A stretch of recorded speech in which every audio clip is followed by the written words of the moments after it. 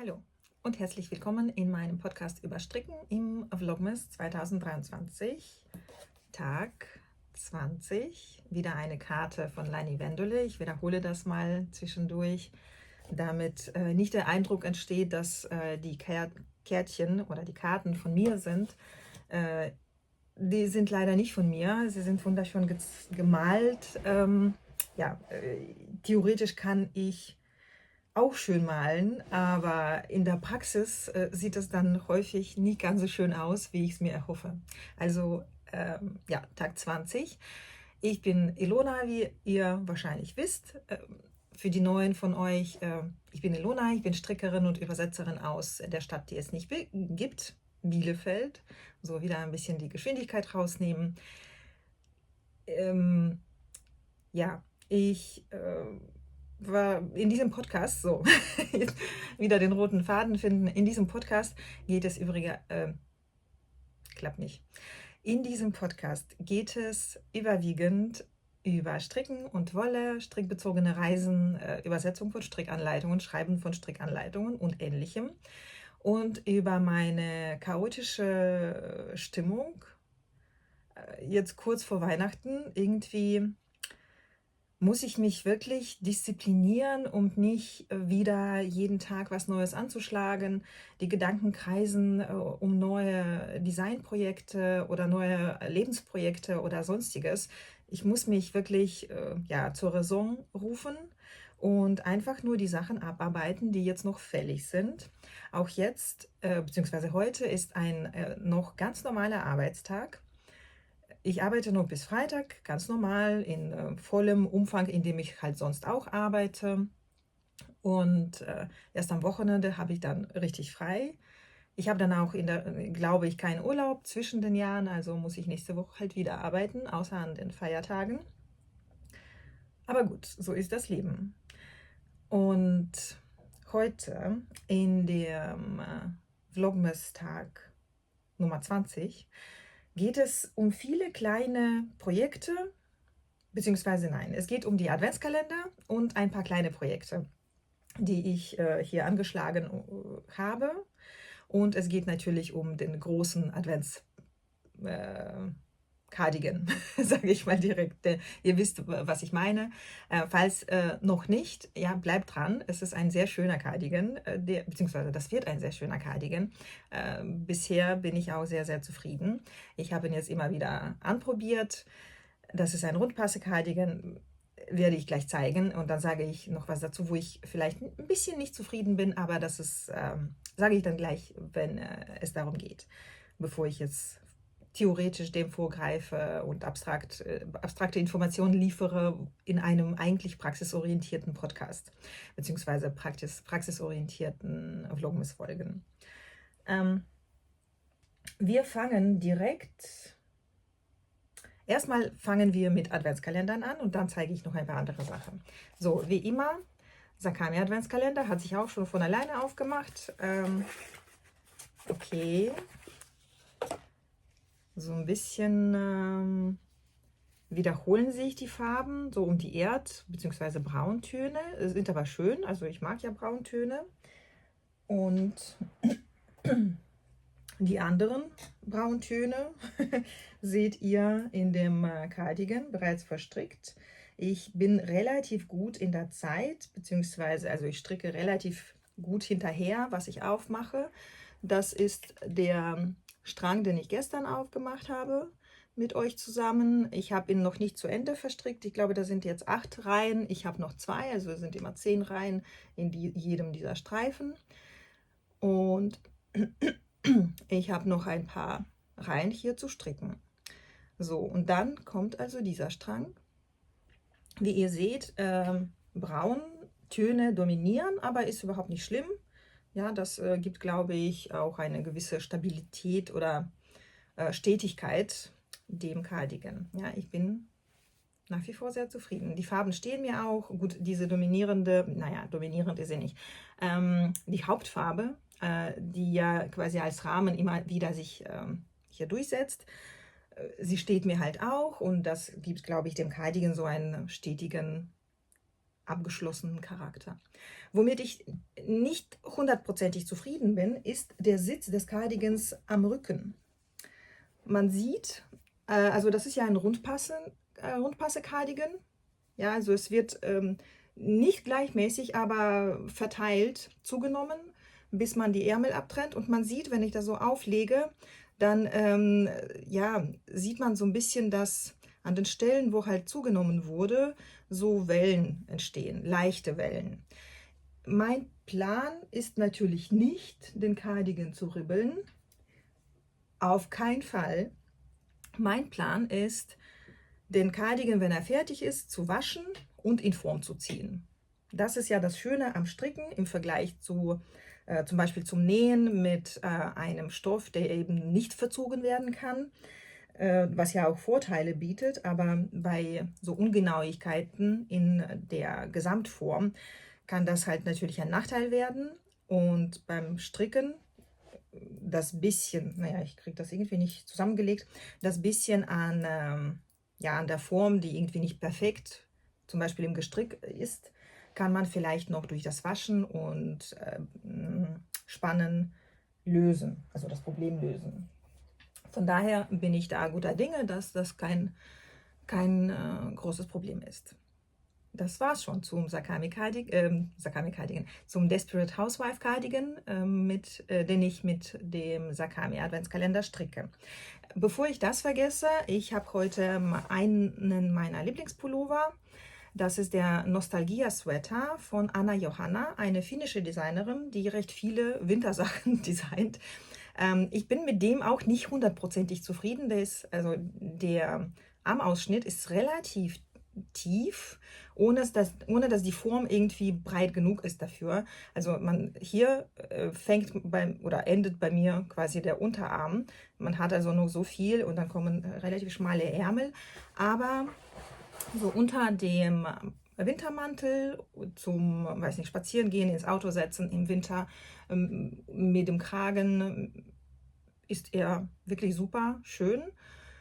Den habe ich im November letzten Jahres als Teststrick für sie gestrickt. Von daher, ja, geschenktem Gaul. Guckt man nicht ins Maul. Ja gut, das Garn habe ich selber gekauft. Das sind zwei Garne, die hier verwendet werden. Einmal ist das Knitting for Olive Soft Silk Mohair in Farbe Mushroom Rose. Ja, das ist, ja, sieht man ja quasi die Farbe. Und der Hauptfaden ist ein Fingering-Garn von Madame Benoit Deluxe. Das ist ein nicht superwash behandeltes Merino-Garn.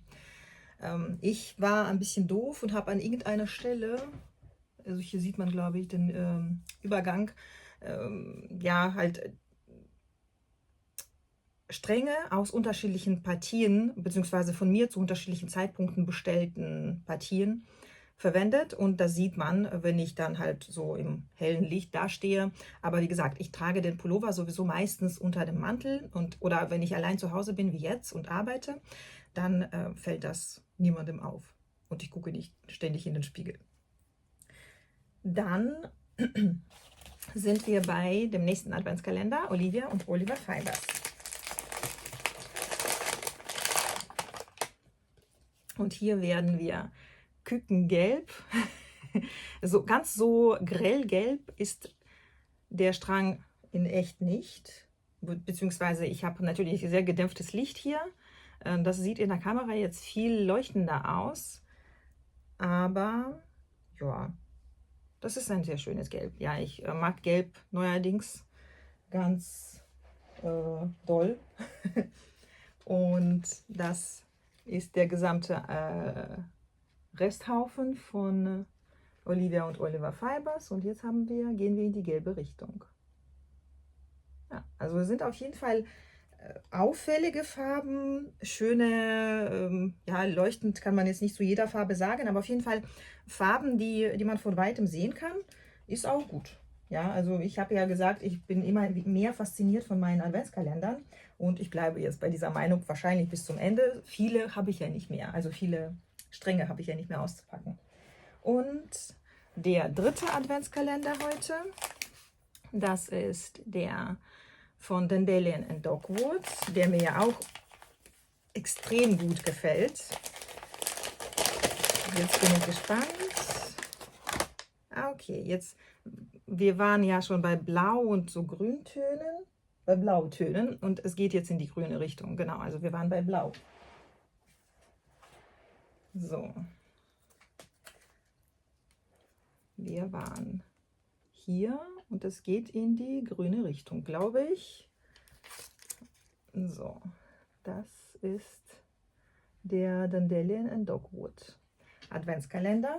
Auch sehr schön. Also wenn ich den dieses Jahr nicht schon dieses Jahr anstricke, dann weiß ich auch nicht. Dann bin ich keine begeisterte Strickerin. So, das waren die Adventskalender. Dann beschäftige ich mich ja aktuell gedanklich, vorwiegend, mit der Frage, was stricke ich zu Weihnachten bzw. in der Silvesternacht an? Was Besonderes, ja, als Geschenk für mich selbst, der, naja, quasi ausgelebt wird. Das ausgelebt wird. Und da bin ich, ja, nicht wirklich, so, ich habe noch keine Entscheidung gefällt. Ich habe halt ein paar Ideen und noch keine Entscheidung. Und jetzt habe ich vor kurzem von Sakami Yarns eine weitere Bestellung von mir bekommen. Also der Adventskalender habe ich ja Anfang des Jahres noch bestellt. Und irgendwann im Herbst habe ich ein paar Stränge mit folgendem Garn von ihr bestellt. Mit diesem hier. Das ist so ein ja, grau mit so handgefärbten Übergängen mit braun, rostbraun und halt so gelbbraun. Eine interessante Mischung, aber ich dachte, ja, warum nicht? Ist irgendwie, gefällt mir irgendwie. Das ist ein Garn mit 225 Meter auf 100 Gramm. 100% Organic Fine Merino, also nicht superwash behandelte Merino. Und ja, davon habe ich jetzt 4 bekommen. Das müsste für mich für einen nicht langen Cardigan oder Pullover reichen. Ich habe eine Maschenprobe gestrickt, um zu sehen, naja, um irgendwie weiterzukommen bei meiner Entscheidung. Das ist die entsprechende Maschenprobe. Ich habe hier wieder vergessen, also dieser Zettel hier, den ihr seht, kommt daher, dass ich beim Stricken vergessen habe, ja, so einen Hinweis für mich zu hinterlassen, mit welcher Nadelstärke ich gestrickt habe. Dann dachte ich, okay, ich habe ja ganz viele so Postkärtchen von verschiedenen Garnfärberinnen und ja, Herstellern und so. Und die stehen halt so da, wenn sie mir gefallen, dann schmeiße ich sie nicht weg. Und so haben sie sich angesammelt, aber ich nutze sie halt nicht. Und dann dachte ich, okay, ich schneide sie klein und verwende sie als so Maschenprobenzettel. Und hier habe ich halt notiert 4,5 mm, 20,5 Maschen und 26 Reihen auf 10 cm. Ja, das ist die Maschenprobe. Man kann damit also etwas Nettes machen. Und ich überlege mir, ich schaue mal kurz, so, ich muss mal unter euch gucken, weil das funktioniert nicht. So, jetzt, weil hinter euch, also hinter der Kamera, ist mein Computer. Und da kann ich schauen, was ich da so stricken kann oder auch nicht. Und ich möchte eventuell aus diesem Garn Folgendes stricken. Wo ist denn das jetzt? Tut mir leid, ich muss mal gerade hier kurz suchen. Und zwar denke ich, nee, das habe ich gar nicht.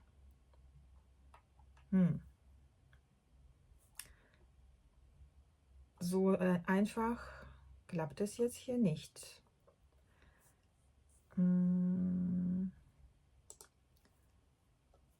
Aber ich finde das gleich. Tut mir leid, dass ihr warten müsst. Ich möchte wirklich tunlichst vermeiden, dass ich das Video bearbeiten muss, weil gestern hatte ich voll das Problem mit dem Hochladen, obwohl das ein relativ kurzes Video war, habe ich das auf dem, naja, auf dem Telefon, mit dem ich ja auch aufnehme, habe ich das nicht gescheit speichern und dann auf YouTube hochladen können.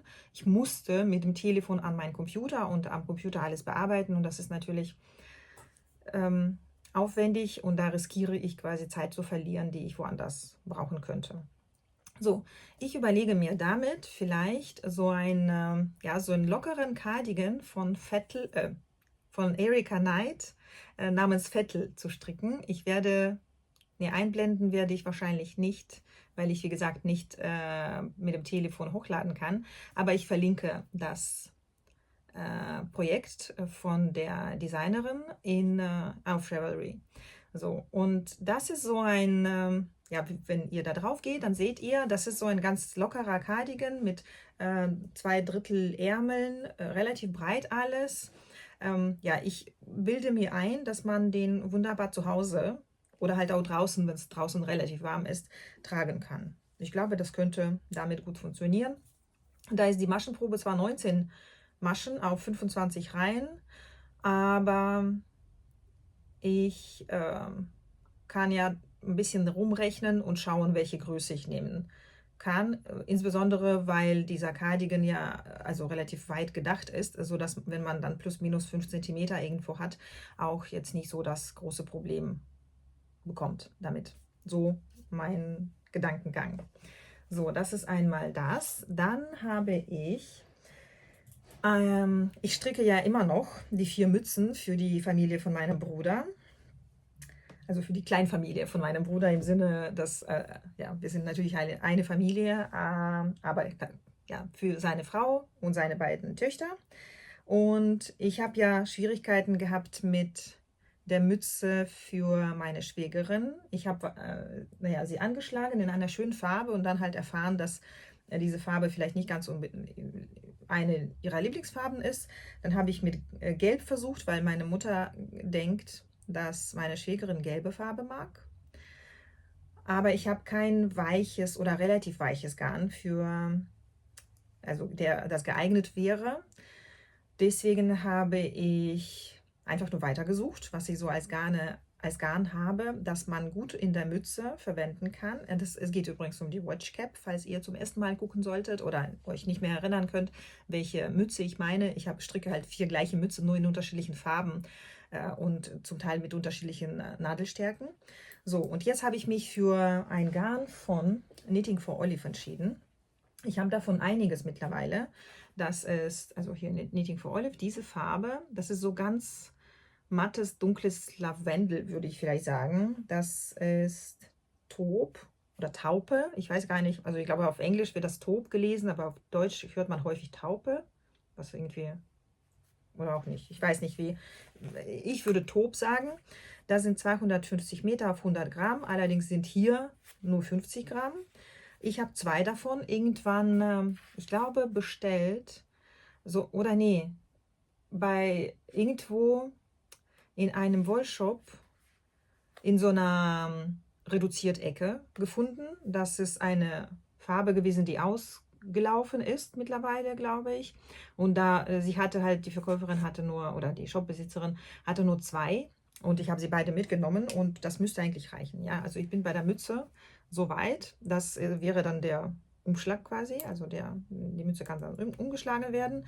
Und jetzt muss ich noch, und ich habe noch so viel.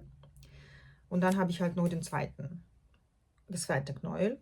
Ich hoffe, das reicht. Das müsste eigentlich reichen. Ich habe ja noch, also so viel ungefähr zu stricken dann. Also noch genauso viel. Und dann kommen die Abnahmen.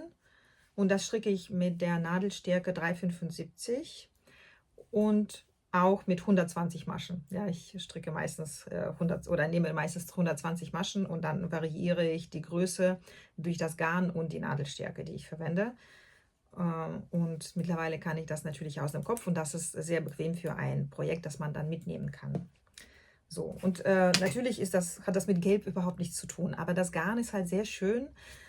Ich finde das Stricken mit diesem Garn einfach sehr, sehr angenehm, weil das so ein Zwischending ist. Es ist überhaupt nicht kratzig. Das ist aber auch nicht weich und glatt. Also weich und glatt mag ich nicht, weil ich habe sehr trockene Haut und wenn etwas weich und glatt und auch noch so faserig ist, dann bleiben die Fasern bei mir kleben. Ja, das ist ja mein Problem quasi mit Alpaka.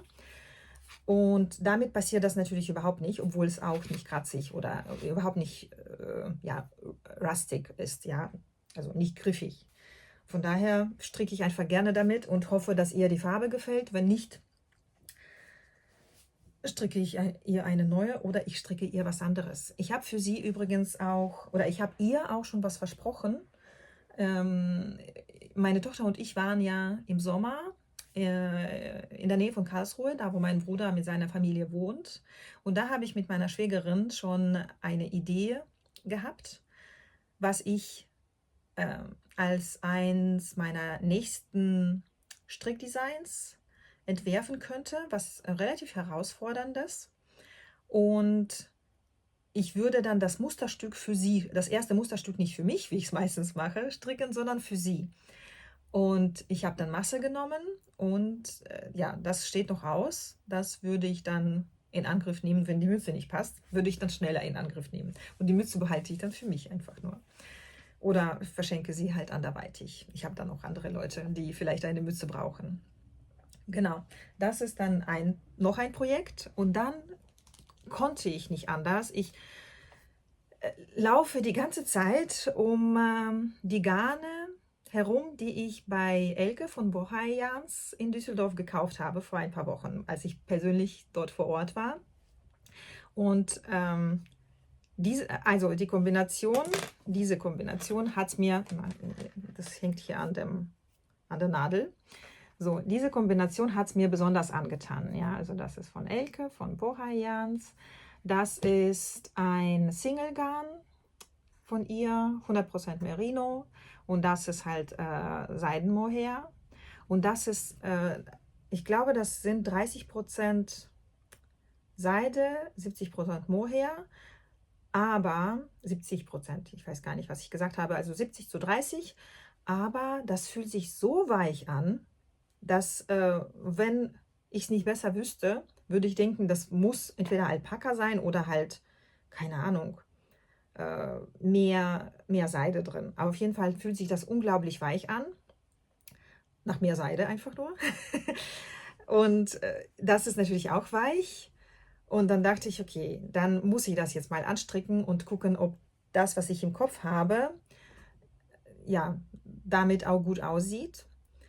Und davon habe ich halt nur ein Knäuel mitgenommen und davon habe ich zwei. Das sind jeweils 25 Gramm, meine ich, oder 30 Gramm vielleicht. Ich habe zwei davon. Die unterscheiden sich minimal in der Farbe, wahrscheinlich aus unterschiedlichen Chargen, Werbechargen. Aber ich hoffe, dass, naja, bei der Sache, die ich daraus stricke, das soll ein Tüchlein sein, also ein kleines Tuch. Das hoffe ich, dass das dann halt nicht zu sehen ist, beziehungsweise ich verwende das dann als Designelement vielleicht. Aber dürfte eigentlich in der Mischung auch nicht sichtbar sein. So, viel habe ich nicht. Ja, also das ist das, was ich bisher habe. Man erahnt quasi, dass das ein Tuch mit so langem Ende sein wird. Ich werde mal gucken, ob das so bleibt. Ja, ich mache das statt Maschenprobe jetzt, weil ja, macht ja keinen Sinn, hier eine kleine Maschenprobe zu machen und dann das Garn zu vermissen am Ende. Deswegen habe ich direkt angefangen. Das wird aber kein Krausrechtstuch. Ja, das kann ich schon mal verraten. Den Rest verrate ich erstmal nicht. Ich versuche jetzt auf jeden Fall, das naja, aus meinem Kopf zu stricken und vielleicht auch ein bisschen Designliteratur zu studieren, um daraus etwas zu machen, was ich halt vor meinem inneren Auge sehe. Und das, ich weiß nicht, wie es euch geht, also diejenigen von euch, die improvisieren beim Stricken oder die vielleicht auch selbst eigene Strickanleitungen schreiben oder eigene Designs für sich oder für andere erstellen, wie es euch geht. Aber bei mir ist das oft so, dass ich, ja, wie soll ich sagen, also ich habe, zuerst ist das irgendwie eine Idee, ganz klein, wie so ein kleine, also die so aufkeimt. Ja, also dann kommt dann immer wieder so ein Gedanke, ach, ich könnte das machen damit. Dann guckt man sich das Garn nochmal an, man fasst es an, dann kommt noch der nächste Gedanke. Und da sind aber noch am Anfang so einzelne lose Gedanken, die sich nicht so festsetzen. Die sind wie so Staubkörnchen oder wie so, weiß ich nicht, also so, weiß ich nicht, was alles so in der Luft fliegt, ja, also so, ich sag mal Staubkörnchen oder wie so eine Schneeflocke, die in der Luft fliegt. Und so fühlt sich das im Kopf dann erstmal an. Und irgendwann wird daraus, ja, also ein größer, noch kein Schneesturm, aber man kann dann diesen Schneeflöckchen nicht mehr ausweichen. So das Gefühl bei mir im Kopf. Ja, also ich laufe dann durch die Gegend, mache meine anderen Sachen und kriege diesen Schneeflockenwind quasi nicht mehr aus dem Kopf. Dann weht er die ganze Zeit fast ununterbrochen. Er wird dann durch viel wichtigere Sachen unterbrochen, aber ist dann nicht ganz weg. Ja, und sobald der Kopf so ein bisschen Freiraum bekommt, wird das ein Schneesturm schon fast und ich kann dem überhaupt nicht mehr ausweichen. Und dann muss ich mich hinsetzen oder hinstellen und anschlagen. Und das, naja, in diesem Zustand war ich heute einmal an irgendeiner Stelle vor ein paar Stunden. Also habe ich halt einfach nur beide Garne geschnappt, angeschlagen, die paar Reihen gestrickt und dann ging es wieder. Jetzt ist das so laues Lüftchen, das nicht mehr weggeht aus dem Kopf. Aber naja, der akute Charakter ist erstmal raus. Also kann ich wieder meine Sachen, meinen Verpflichtungen nachgehen und ja, das erstmal so weiter reifen lassen, bis es wieder ein Schneesturm wird. So der Einblick in meine Designprozesse. So, dann wollte ich noch ein bisschen was vorlesen, bevor für heute Schluss ist. Ja, genau. Und zwar möchte ich aus diesem Buch ein paar Sachen vorlesen. Das Buch von Top Verlag, von Betssan Korkhiel ist die Autorin. Und das Buch heißt Mit Stricken, gesund und glücklich werden. Der Weg zu mehr Glück, Wellness und Gesundheit. Ich habe schon über dieses Buch erzählt, in einer meiner Folgen, in der es um Stricken und Gesundheit ging. Da gab es auch ein Interview mit der Chefredakteurin von dem deutschen Zenita. Und ja, ihr könnt zurückgehen und da halt das Interview schauen und die Folge vielleicht anschauen, in der es um dieses Buch auch geht. Aber ich dachte, das würde jetzt zu Weihnachten ganz gut passen, wenn ich einfach nur so ein paar Sachen über die positive Wirkung des Strickens vorlese. So, und zwar, Moment.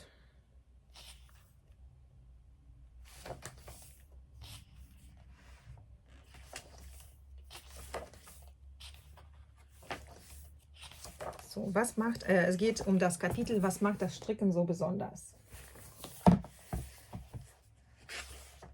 So. Anthropologische Befunde deuten darauf hin, dass Handbewegungen und ihre Funktionalität dazu führen, dass sich das Gehirn auf bestimmte Weise entwickelt. Dann häufiges Stricken, mehr als 3-mal pro Woche, kann dazu führen, dass sich Menschen ruhiger und glücklicher fühlen, sogar jene, die unter klinischer Depression leiden. Der Eintritt in eine Art Meditationszustand scheint beim Stricken als natürliche Begleiterscheinung aufzutreten. Also nicht einschlafen, jetzt an dieser Stelle hier. Die Position der Hände beim Stricken ist wesentlich. Sie erweitert die Intimsphäre und erweckt somit das Gefühl größerer Sicherheit. Ich habe ja auch in meiner Folge über Stricken und Trauer auch ein bisschen darüber gesprochen, dass ich die ganze Zeit beim Trauern quasi ununterbrochen Nadeln in der Hand hatte und habe immer wieder sehr einfache, aber große Sachen gestrickt. Und das versetzt mich dann tatsächlich in so eine Art Meditations- oder Flow-Zustand, sodass ich, ja, und dadurch, dass man sich halt immer festhält an den Nadeln, gab mir das die Möglichkeit oder die Kraft, nicht mehr zu weinen und darin aufzugehen, sondern wirklich auch weiter denken zu können. Ja, das war sehr wichtig und das hat mir wirklich sehr geholfen. Ich glaube, das ist bei vielen von euch auch so. jetzt bin ich wieder bei einem traurigen Thema gelandet. Ich hoffe, oder ich möchte, dass es eher ein besinnliches Thema wird und kein trauriges. Ich glaube, viele von uns, die stressige, traurige, ja, aufwühlende Zeiten erleben, entdecken das Stricken für sich neu oder entdecken das Stricken für sich zum ersten Mal. Und wenn man dann das Niveau hat, dass man stricken kann, ohne dass man ja, sich ärgert, weil etwas nicht klappt beim Stricken, dann ist, glaube ich, das Niveau erreicht, dass das Stricken wirklich diese Wirkung erzielt. So, jetzt lese ich noch ein paar Sachen weiter. Stricken ist eine der wenigen Aktivitäten, die während einer Unterhaltung Blickkontakt erlaubt oder eben auch nicht. Ja, also man kann das so oder so nutzen. Stricken ermöglicht nicht nur die ersten Schritte zur Sozialisierung, sondern befähigt Menschen zur Kontaktaufnahme mit therapeutischen Gruppen, deren Hilfe sie benötigen, und unterstützt sie dabei, am Ball zu bleiben. Ja gut, das ist, also wir machen hier kein therapeutisches Stricken, beziehungsweise es kann sein, dass einige von euch das quasi in therapeutischen Zwecken nutzen, ich ja auch. Ich würde mir jetzt aber nicht anmaßen, dass ich quasi die Tiefe der therapeutischen Wirkung jetzt einschätzen kann, beziehungsweise das aus therapeutischer Perspektive betrachte. Das ist quasi so eine Art Selbsttherapie. Für uns, ich habe mal eine Podcast-Folge von 35 Grad irgendwas. Also es gibt einen Audiopodcast, in dem eigentlich eine begeisterte Näherin unter anderem auch übers Stricken spricht. Ich kann mich leider nicht mehr genau erinnern, wie der Podcast heißt. Und da ging es um therapeutisches Stricken und darüber, dass viele Menschen das quasi mit der falschen Bedeutung oder zu leichtfertig verwenden, diesen Begriff, bevor hier mir vorgeworfen wird, ich verwende das leichtfertig. Ich kann sagen, ich habe einige, das sage ich lieber nicht. Ich will mir das nicht herausnehmen, zu sagen, dass ich ganz genau das Ganze aus der psychotherapeutischen Sicht betrachten kann. Ja, ich bin keine Psychotherapeutin. Auf der anderen Seite haben wir alle, insbesondere diejenigen von euch, die halt, die Erfahrung gemacht haben, das hört sich jetzt wie ein Kauderwelsch an, glaube ich. Also viele von uns haben halt die Erfahrung gemacht, wie das Stricken uns tatsächlich auf einer ganz tiefen psychologischen Ebene berührt und uns hilft. Ja, und darum geht es mir. So. Will ich noch irgendwas?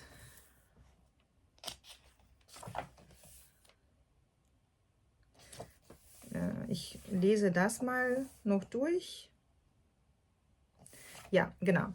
Kreatives Denken ist entscheidend für Wohlbefinden, flexibles Denken sowie für das Lösen von Problemen. Ihnen erschließt sich Raum für weitere Möglichkeiten und Anregungen. Kreatives Denken kann aber auch als kontinuierliche Ablenkung dienen. Kreativität ist das, was uns Menschen definiert. Es ist die Quelle des Wohlseins. Also lasst uns kreativ sein und aus unseren Adventskalendern oder einfach nur aus dem Garn, das da ist, etwas Wunderschönes erschaffen. Und an dieser Stelle sage ich jetzt mal, ja, für heute bin ich fertig. Ich hoffe, ihr habt eine schöne Tageszeit, je nachdem, wann ihr schaut. Und wir sehen uns morgen wieder. Tschüss.